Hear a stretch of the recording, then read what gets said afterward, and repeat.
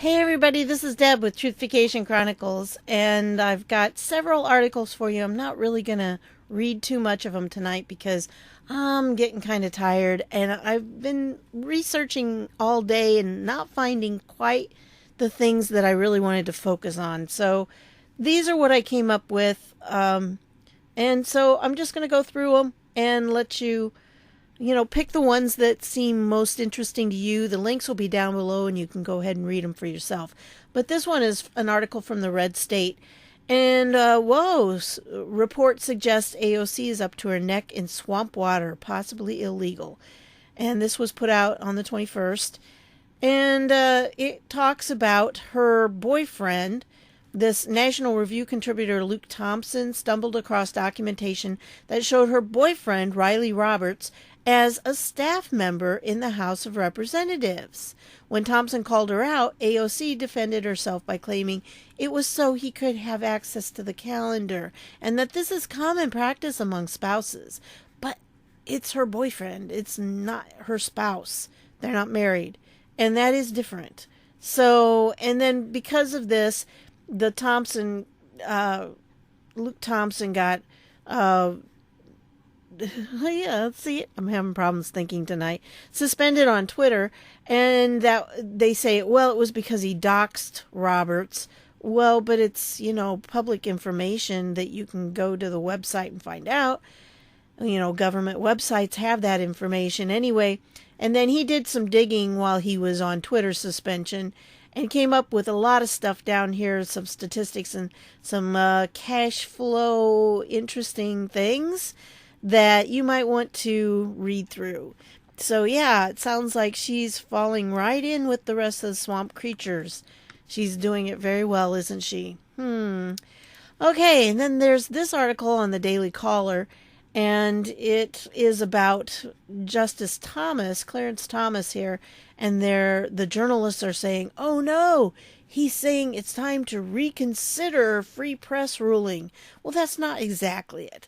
Okay, there's a ruling on New York Times v. Sullivan, and it generally protects news platforms from libel lawsuits provided reporters are operating carefully and with good intentions. Okay, but you have to prove, if you're going to sue them for libel, you have to prove that they did it out of malice or bad intent. And so that's what makes it difficult, really, to sue the press. And that's what he's saying should maybe be reconsidered because of the times we're in and everything. And really, if you can read through all of this, and it makes it sound like, he's really wrong on it, everything. But then when you get down to the bottom, you find out there's this Harvard law professor. I don't know. It's down here somewhere. This Sustein, left-leaning Harvard Law School professor Cass Sustein, who wondered if the First Amendment really protects these people from defamation lawsuits brought by victims. Now, I'm not going to say that word because I think that's one of the words they're going to demonetize for. So, yeah, I'm trying to avoid all those kinds of words, but there it is. And so, yeah, if you think about it, that does make sense. So he says Thomas is right to point out the constitutional foundations of New York Times v. Sullivan are not entirely firm, and new and creative thinking designed to protect people from having their reputations shattered is very much in order.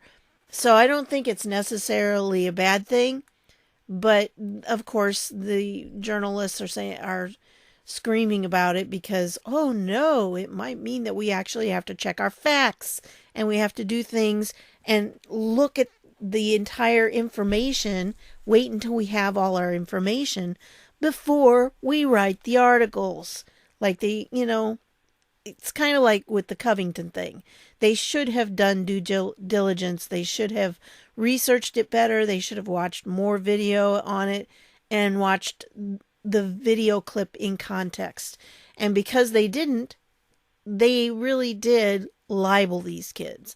And they put them in bad positions because some of them had death threats and things like that. So anyway, this article from the American Thinker Notice that there's been a press blackout on news. Top FBI lawyer James Baker wanted Hillary Clinton prosecuted. Yes, he actually did. If you remember, Comey said no reasonable prosecutor would take the case. Well, James Baker said yes, that case should have gone ahead. But of course, you're not reading that in the news. And so I'll leave this down here, and he gives links like to the Catherine Herridge article if you want to read that. There's not very many. It's pretty much Catherine Herridge and here he says John Sullivan of The Hill, Catherine Herridge of Fox News, and Sarah Carter are the only ones pretty much covering it. So I'll leave this article. You can read it. I thought he did a good job on this opinion piece. Okay, some words here I'm not going to pronounce because we just don't want to do that, but you can see what they are. So after legalizing the A word, up to birth, New York wants to shut down Christian adoption agency. Yep, there it is. We just don't want people having Christian families because you know what? Christian families stand up for putting others before yourself, and the golden rule, do unto others as you would have them do unto you, that's from the Bible. So, why is that such a bad thing? If that's how people treat other people, it just seems to me that they're really, trying to push out the religion. Anyway, I'll let you read that article. That's pretty much the gist of it, but, it's always good to have the article on hand. This one right here was interesting. This was one of the Fox videos that I watched today. And I don't know if you know, but Camilla Harris had this interview. She was talking about, smoking weed and everything. And she made it they said something and she said, well, of course they asked if she smoked weed. And she said, well, yeah, I'm Jamaican, And so her father, this is her father here. And her father said, my dear departed grandmothers, as well as my deceased parents, must be turning in their grave right now to see their family's name, reputation, and proud Jamaican identity being conducted in any way. Let me go ahead a little bit here, because it flips to the next one. Jokingly or not, with the fraudulent stereotype of a pot-smoking joy seeker and in the pursuit of identity politics. He's saying that about his own daughter's quote. Oh man, what a slap down. Okay, anyway, the link to that will be down below, and you can watch that on your own. It was really interesting piece there. But yeah, his own daughter. Whew, it's getting exciting.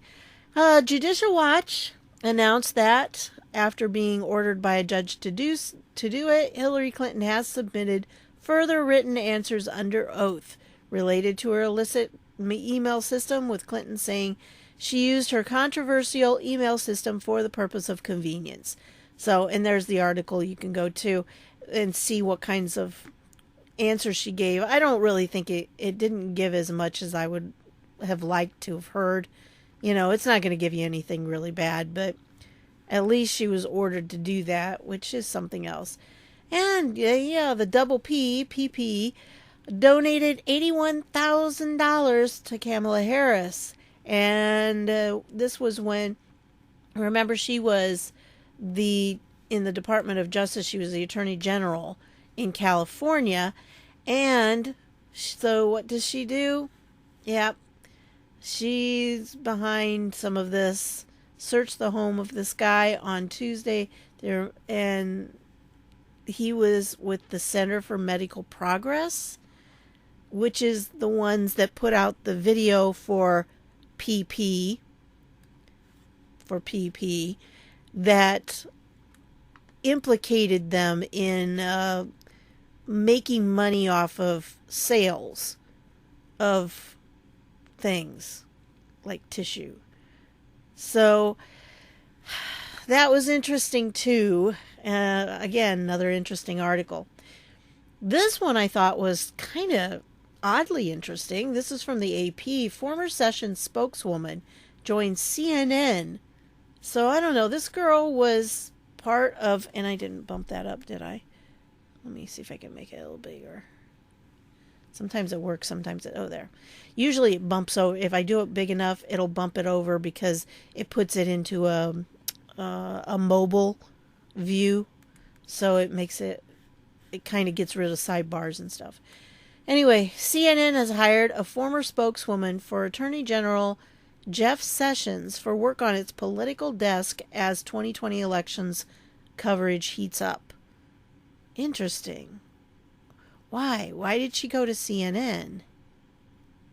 Kind of makes you wonder, doesn't it? It doesn't really say much here. As you can see, that's the whole article. There's not much to it, but it's like, that's just kind of odd that she would go to CNN.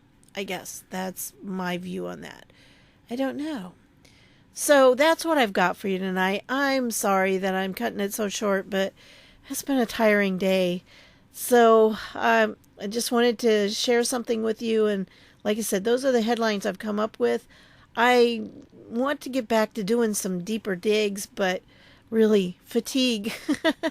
Yeah, chronic fatigue syndrome. That's the name of it.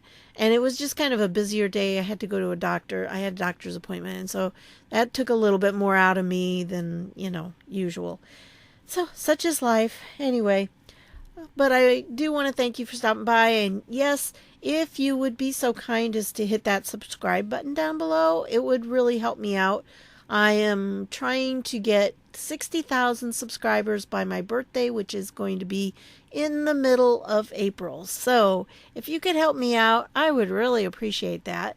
And if you find any of the content interesting, share it. Please share it with others.